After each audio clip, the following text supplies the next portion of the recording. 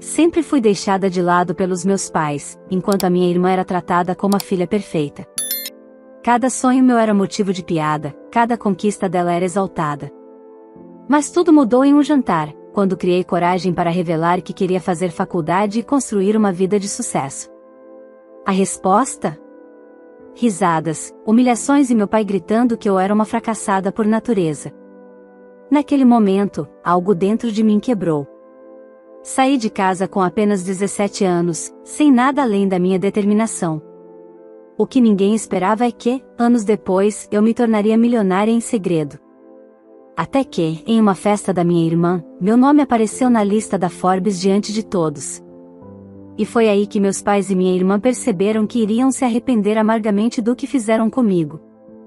Olá, seja bem-vindo ao canal Histórias Surpreendentes. Curta e se inscreva nesse canal, aproveite e ative as notificações, comente aqui de qual cidade você está assistindo, vou adorar saber e deixar um coração no seu comentário. Desde que eu me lembro, minha vida dentro de casa foi marcada por uma divisão invisível, mas cruel. De um lado, minha irmã, a filha perfeita, a menina dos olhos dos meus pais, do outro, eu, sempre colocada à sombra, sempre diminuída. As comparações eram inevitáveis. Cada pequena conquista dela era celebrada com festas, abraços e presentes. Já as minhas, quando existiam, eram recebidas com indiferença ou até sarcasmo. Aos poucos, fui aprendendo a engolir calada o peso da rejeição. Naquela noite específica, durante um jantar aparentemente comum, algo dentro de mim quebrou de vez. Eu havia reunido coragem para falar sobre o meu sonho, algo que guardava com carinho e esperança. Cursar uma faculdade, me formar, me tornar alguém independente e capaz de transformar minha própria vida. Achei, mesmo que por um segundo, que talvez, só talvez, pudesse arrancar deles uma palavra de incentivo. Mas a resposta veio em forma de risadas debochadas. Meu pai, sempre imponente, ergueu a voz com uma brutalidade que cortou o ar. Sua idiota fracassada. Faculdade é para quem tem talento. Você já nasceu fadada ao fracasso. As palavras bateram em mim como tapas. Minha mãe permaneceu em silêncio, conivente como sempre. E minha irmã, com o mesmo sorriso maldoso que tantas vezes já me lançou, completou: é isso aí, mana. Você, no máximo, vai servir os outros. Deixe que eu mostre o que é ser bem-sucedida. Naquele instante, algo se acendeu dentro de mim. Um misto de dor, humilhação e fúria. Eu tinha apenas 17 anos, mas entendi que não poderia continuar presa naquele ambiente que só me destruía. Naquela mesma semana, arrumei minhas poucas coisas, guardei um punhado de dinheiro que havia conseguido em trabalhos simples e saí de casa.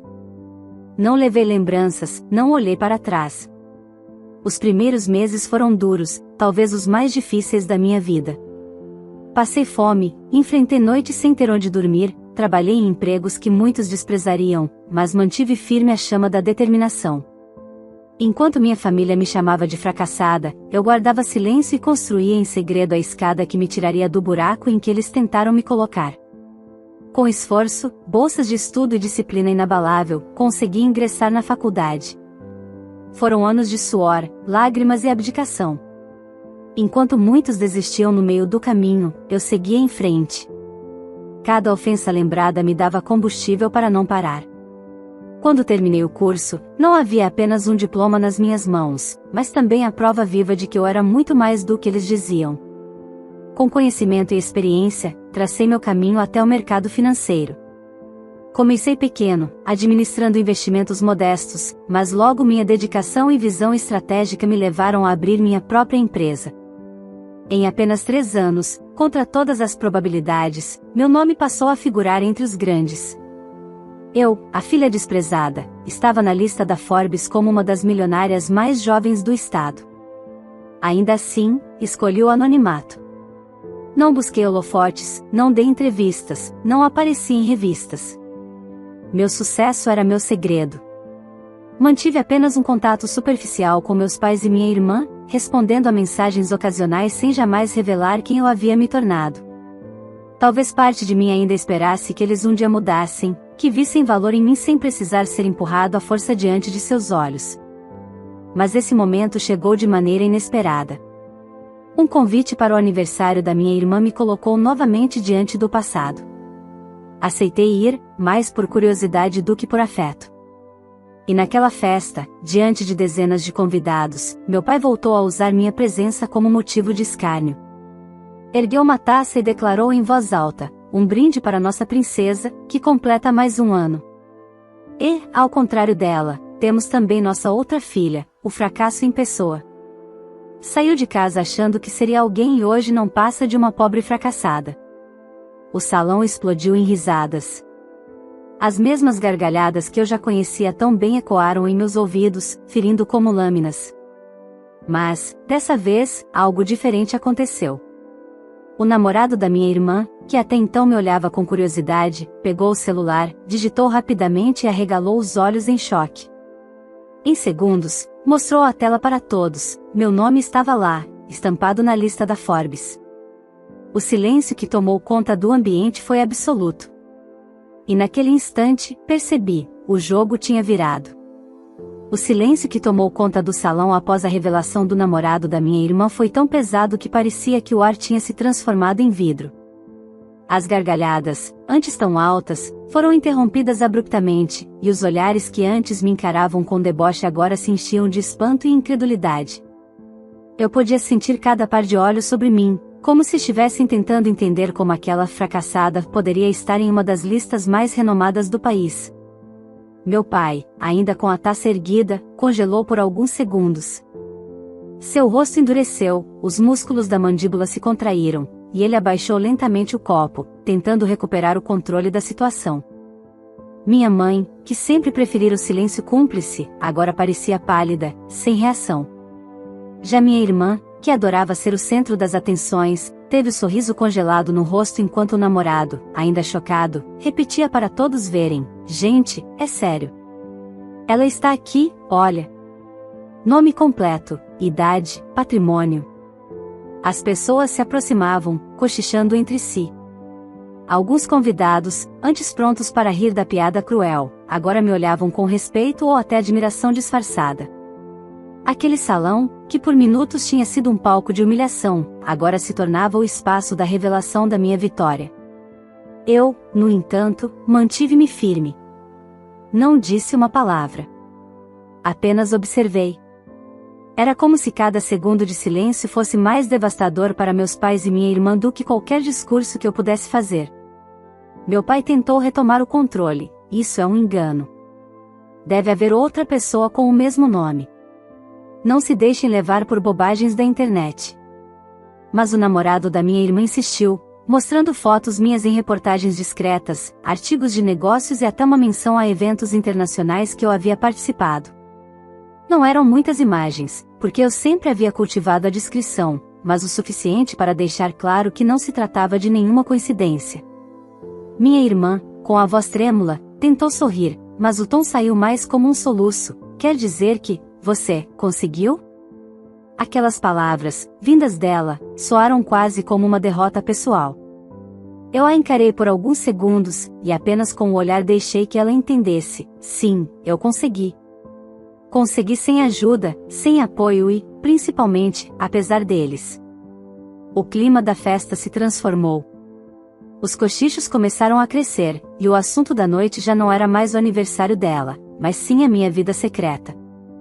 Algumas pessoas se aproximaram com cautela, me cumprimentando, tentando puxar conversa. Eu respondia de forma educada, sem arrogância, mas também sem dar margem para intimidades. Afinal, aqueles eram os mesmos que riam de mim segundos antes. Meus pais se afastaram para um canto, visivelmente incomodados. Vi meu pai apertar o braço da minha mãe, como se estivesse cobrando explicações que ela não tinha. Minha irmã, que antes girava pelo salão exibindo presentes e tirando fotos, agora se encolhia, com os olhos marejados e a maquiagem borrando aos poucos.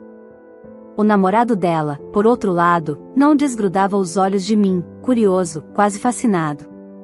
Decidi não prolongar aquele espetáculo.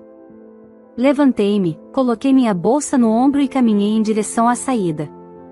O silêncio me acompanhava, quebrado apenas pelos cochichos crescentes.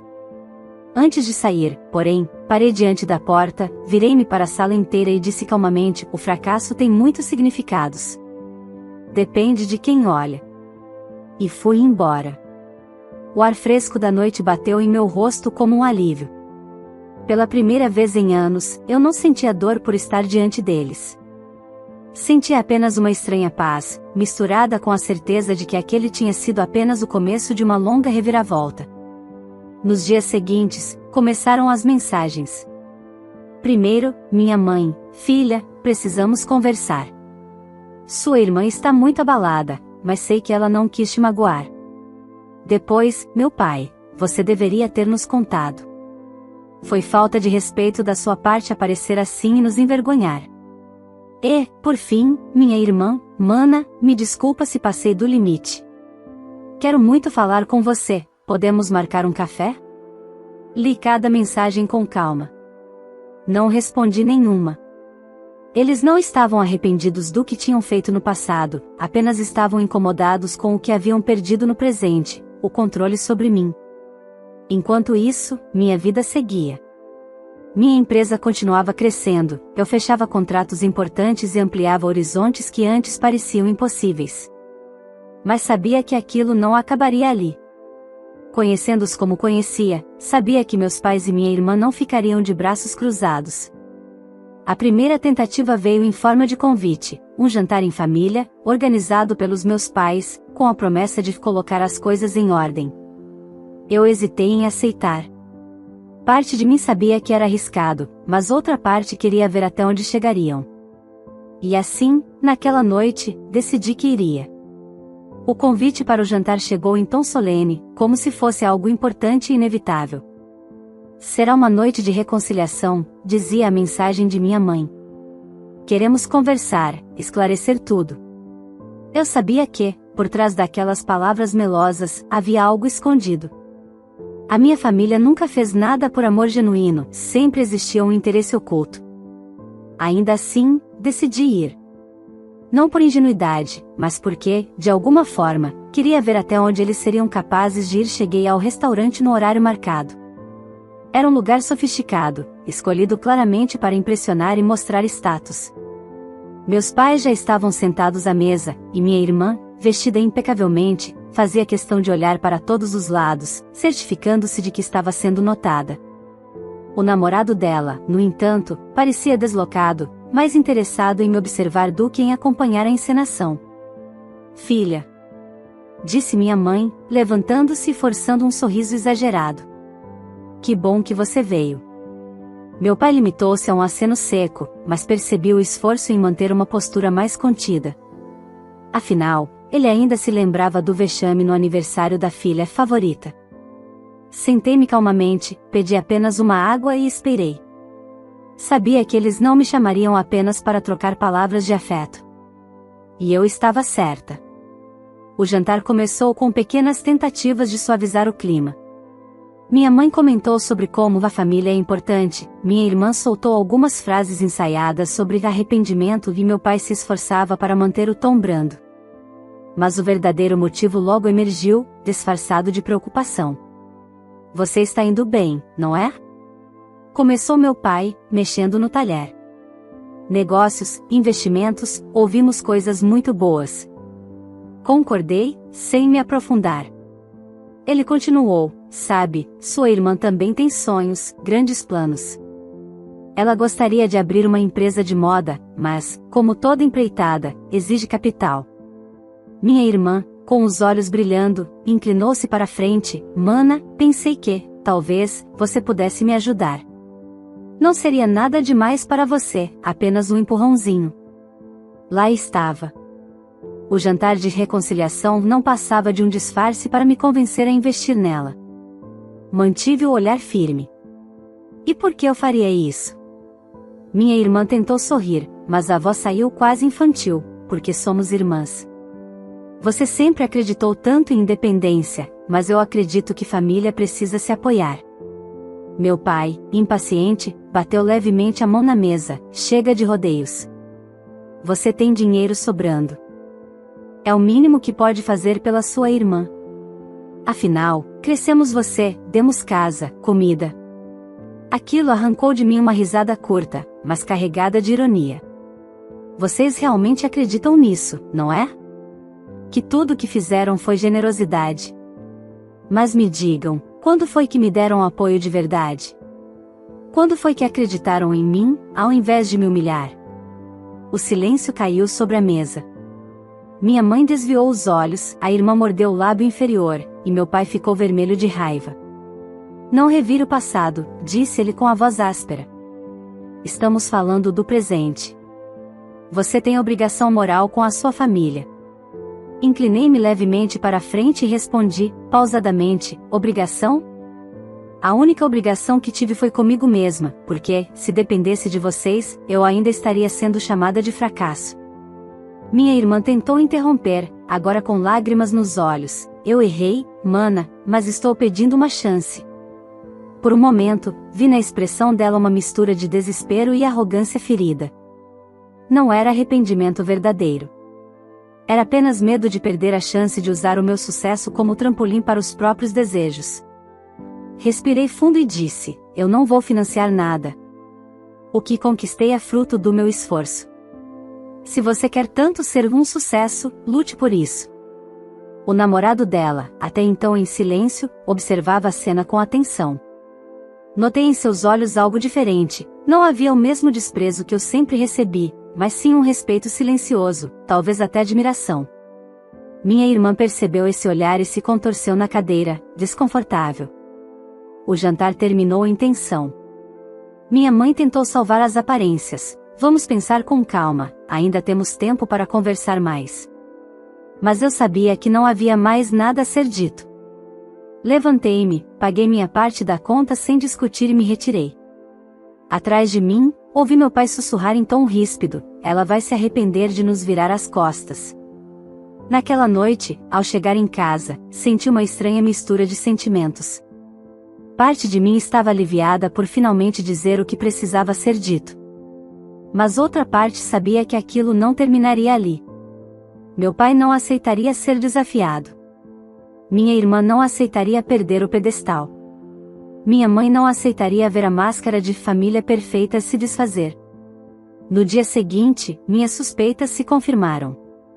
Recebi uma intimação. Meus pais e minha irmã haviam entrado com um processo contra mim, alegando que eu estava negando apoio financeiro e que eles tinham direito a uma parte do meu patrimônio, já que, segundo eles, tudo que conquistei só foi possível graças ao sacrifício deles no passado. Sorri ao ler aquelas palavras.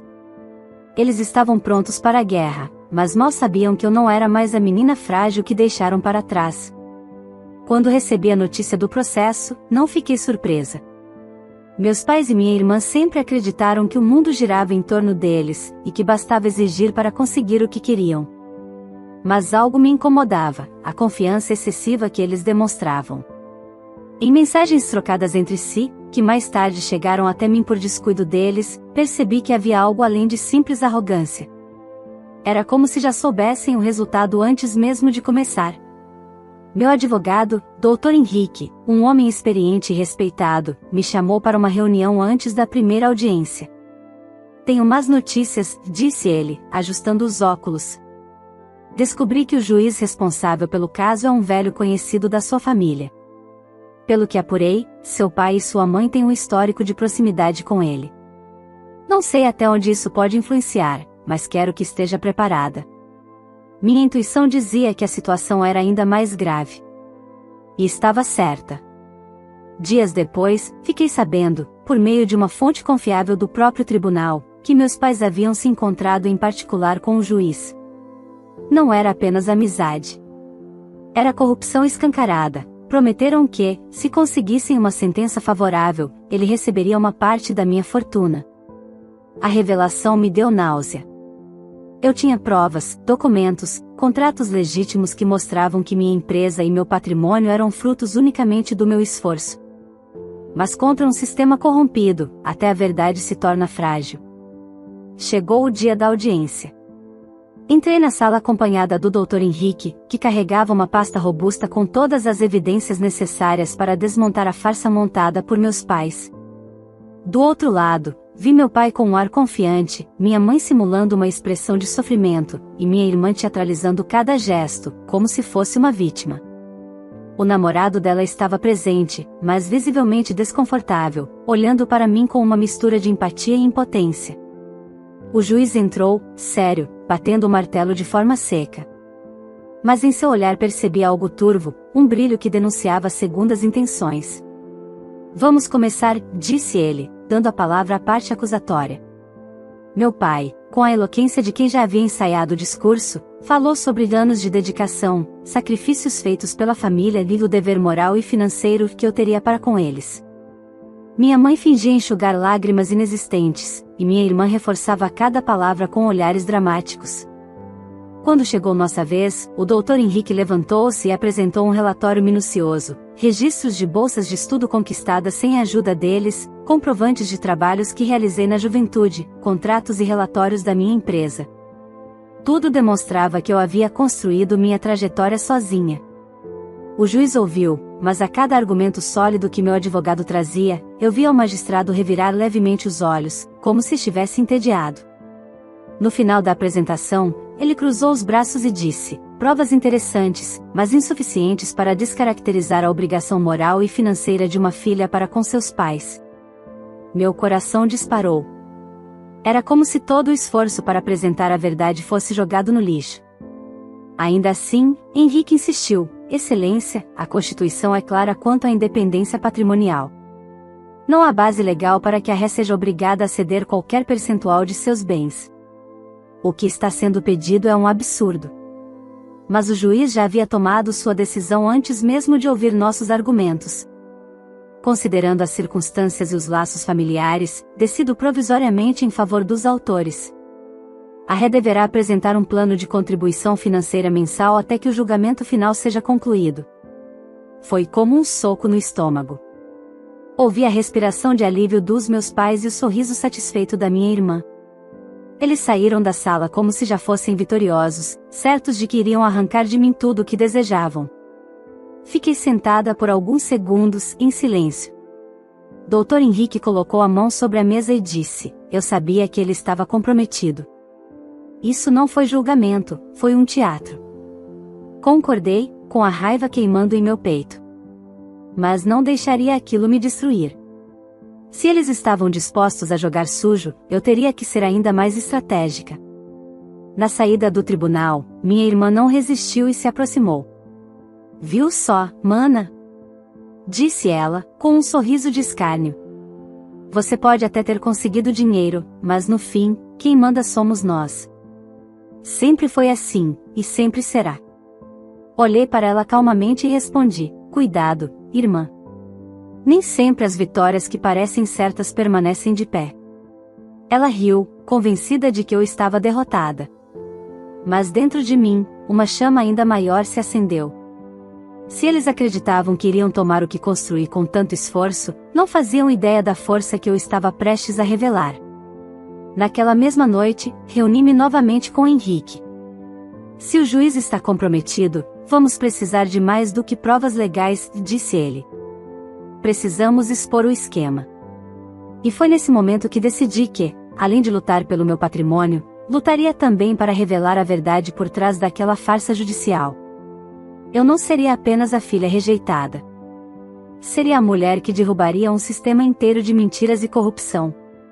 Naquela noite, depois da audiência, permaneci em silêncio, mas o Dr. Henrique não conseguiu esconder a indignação. Ele caminhava de um lado para o outro no escritório, os olhos faiscando de revolta. Isso foi uma afronta à justiça. Exclamou. Eu sabia que havia algo errado, mas agora não resta dúvida, esse juiz não julgou, ele encenou uma decisão comprada. Olhei para ele, determinada. E o que podemos fazer? Henrique respirou fundo, sentou-se à minha frente e respondeu: denunciamos. Direto ao Ministério Público. Eles não podem fechar os olhos diante de um caso tão escandaloso. No mesmo instante, elaboramos uma denúncia detalhada. Incluímos evidências do encontro suspeito entre meus pais e o juiz, relatos de testemunhas que viram movimentações estranhas e o histórico de favorecimento que aquele magistrado já havia demonstrado em outros processos. Henrique, minucioso como sempre, redigiu cada linha com precisão cirúrgica. O Ministério Público recebeu o caso com urgência. Talvez fosse o peso das provas, talvez fosse o renome que meu nome já havia conquistado nos bastidores empresariais.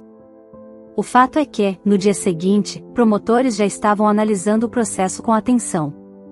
Em poucas horas, perceberam a trama. Não havia lógica em uma decisão tão parcial diante de provas tão consistentes em meu favor. O Ministério Público agiu rápido, mais rápido do que até mesmo eu esperava. Um dia depois, a notícia estampava jornais e portais de todo o país: juiz acusado de corrupção é condenado e preso. As manchetes detalhavam que ele havia aceitado vantagens ilícitas para favorecer meus pais e minha irmã em um processo de divisão patrimonial abusivo. O escândalo se espalhou como fogo em palha seca. Quando meus pais e minha irmã souberam da prisão, a fúria deles não teve limites. Recebi mensagens carregadas de insultos: "Você destruiu a nossa reputação", escreveu meu pai. "Sua ingrata, agora todos vão rir da nossa família", disparou minha mãe. Minha irmã, por sua vez, limitou-se a uma frase venenosa: "Aproveite enquanto pode. Você não sabe com quem mexeu." Eu não respondi. Sabia que aquilo era apenas o início da queda deles. Poucos dias depois, um novo juiz foi designado para reavaliar o caso. Diferente do anterior, sua reputação era impecável.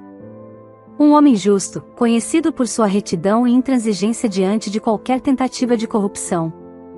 Meus pais, cegos pelo desespero, não aprenderam nada com o escândalo anterior.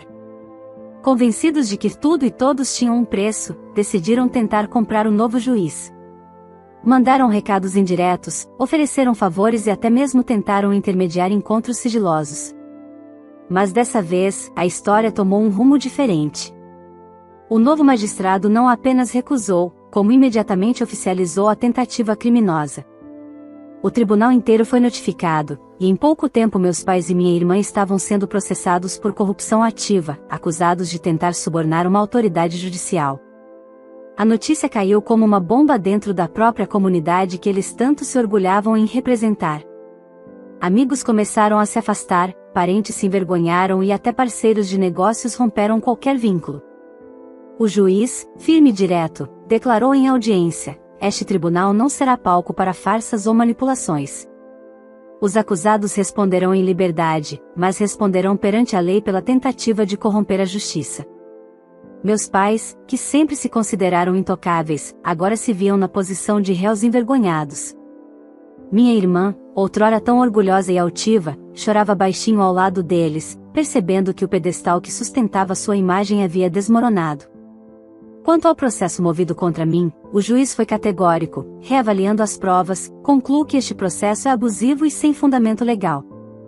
Trata-se de uma tentativa de enriquecimento ilícito às custas do trabalho e esforço da ré. Portanto, declaro o caso encerrado. Foram palavras que ecoaram dentro de mim como música. Não apenas porque eu havia vencido, mas porque finalmente a verdade fora reconhecida. Aquela mesma justiça que antes havia sido comprada, agora se erguia para proteger aquilo que conquistei com tanto esforço. Do outro lado da sala, meu pai cerrou os punhos, incapaz de aceitar a derrota. Minha mãe mantinha o olhar baixo, tentando esconder a vergonha. E minha irmã, entre soluços, apenas repetia: "Isso não pode estar acontecendo, isso não pode estar acontecendo." Mas estava. E, pela primeira vez, não fui eu quem saiu de um tribunal carregando humilhação. Foram eles. Ao deixar a sala, senti o peso de anos de rejeição e injustiça se dissolvendo pouco a pouco. Ainda havia dores, marcas profundas que jamais seriam apagadas. Mas naquele momento, percebi que já não era a filha rejeitada, humilhada e diminuída. Eu era a mulher que havia enfrentado sua própria família e vencido. Contudo, dentro de mim, sabia que aquela história ainda não estava totalmente concluída. Pessoas como meus pais e minha irmã raramente aceitam a derrota com dignidade. E eu tinha certeza de que uma última cartada ainda seria jogada contra mim. Depois da decisão do novo juiz, a vida começou a entrar em um ritmo de calma. Minha empresa seguia forte, contratos internacionais se firmavam, e, pela primeira vez em anos, eu podia respirar sem sentir o peso das acusações injustas. Mas eu sabia que meus pais e minha irmã não aceitariam a derrota. Eles sempre foram movidos pela arrogância e pelo orgulho. E eu estava certa. Poucos dias depois, a última cartada deles veio à tona. Recebi uma ligação de um amigo próximo, jornalista investigativo. Ele estava nervoso, a voz apressada. Você precisa saber disso. Seus pais e sua irmã estão tentando espalhar um dossiê falso contra você. Inventaram histórias de fraude na sua empresa e estão tentando vender essas informações a veículos de imprensa. Meu coração acelerou, mas não de medo. Eu já esperava por algo assim. Era o último recurso deles. Se não conseguiam me derrubar pela justiça, tentariam destruir minha imagem perante a sociedade. Com a ajuda do meu advogado e de uma equipe de peritos digitais, rastreamos a origem do material. O dossiê não passava de documentos falsificados, editados às pressas, cheios de inconsistências grotescas. Descobrimos que minha irmã havia usado contatos duvidosos para fabricar e-mails, assinaturas e até transações financeiras inexistentes. Tudo tão mal feito que beirava o ridículo. Não hesitei. Reuni todas as provas da fraude e as entreguei novamente ao Ministério Público. A resposta foi imediata: abertura de um novo processo por calúnia, falsificação de documentos e tentativa de difamação. A notícia caiu como uma bomba. Portais de comunicação que antes poderiam ter acreditado nas mentiras agora expuseram a verdade. Família de empresária milionária é investigada por falsificação e calúnia. A imagem que eles tanto prezavam estava destruída. Dessa vez, não houve encenação em tribunais, nem tentativas de manipulação. O juiz responsável deixou claro: este processo é uma afronta não apenas à ré, mas à própria justiça. Os acusados responderão criminalmente por suas ações. Meus pais e minha irmã, outrora cheios de orgulho, compareciam às audiências cabisbaixos, cada vez mais isolados. Amigos e conhecidos os abandonaram.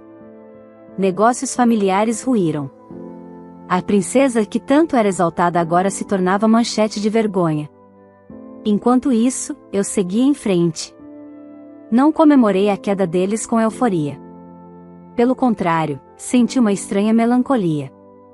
Aquela era minha família, as pessoas que deveriam ter me amado e protegido. No entanto, escolheram me destruir, e acabaram cavando a própria ruína. Certa noite, recebi uma mensagem inesperada do namorado da minha irmã. Ele havia terminado o relacionamento depois do escândalo. Sempre admirei sua força, descreveu ele. Espero que um dia consiga deixar tudo isso para trás. Você merece paz. Sorri ao ler. Não porque buscasse reconhecimento dele, mas porque, enfim, alguém próximo à minha irmã havia enxergado a verdade. O processo finalizou meses depois. Meus pais e minha irmã foram condenados, mas permitidos a responder em liberdade, já que não eram criminosos reincidentes. Mesmo assim, a sentença foi clara: teriam antecedentes criminais e multas pesadas a pagar. Além disso, o juiz determinou que jamais poderiam abrir processos semelhantes contra mim novamente, reconhecendo oficialmente o caráter abusivo e persecutório das ações deles. Ao ouvir a sentença, minha irmã desabou em lágrimas. Meu pai, pela primeira vez, não gritou nem tentou se impor. Estava envelhecido, derrotado. Minha mãe, em silêncio, segurava a bolsa contra o peito como se fosse o último apoio que lhe restava. Eu saí daquele tribunal com a cabeça erguida. Não precisava de vingança além da verdade. E a verdade havia prevalecido. Naquele dia, quando cheguei em casa, sentei na varanda e deixei o vento bater no meu rosto. Revivi em minha mente cada insulto, cada humilhação, cada lágrima que derramei aos 17 anos quando decidi sair de casa. Tudo aquilo havia me moldado. Eu poderia ter sucumbido, poderia ter aceitado o destino que eles me impuseram. Mas escolhi lutar. E agora, não havia mais volta, eu era livre. As marcas emocionais não desapareceriam de um dia para o outro, mas uma certeza se firmava em meu coração: não era eu a fracassada. Nunca havia sido. O fracasso era deles, por nunca terem enxergado o valor que sempre esteve diante de seus olhos. E assim, Naquele silêncio sereno, compreendi que a minha vitória não estava apenas no patrimônio ou na lista da Forbes. Estava na liberdade de viver sem precisar provar mais nada para ninguém. Se você chegou até aqui e se emocionou com essa história de superação e justiça, não esqueça de deixar o seu like neste vídeo, isso ajuda muito o nosso canal a crescer e trazer cada vez mais histórias como essa para vocês. Também aproveite para se inscrever no canal e ativar o sininho, assim você não perde nenhum conteúdo novo que chega por aqui. E se você conhece alguém que precisa ouvir uma mensagem de força e coragem como essa, compartilhe este vídeo com familiares e amigos. Agora quero saber a sua opinião. Você teria coragem de fazer o mesmo que a filha fez, enfrentar toda a família e lutar pela própria dignidade? E me conta também, de qual cidade você está assistindo este vídeo? Vou adorar saber até onde nossas histórias estão chegando e, claro, vou deixar um coração especial no seu comentário. Escreva aqui embaixo e vamos conversar.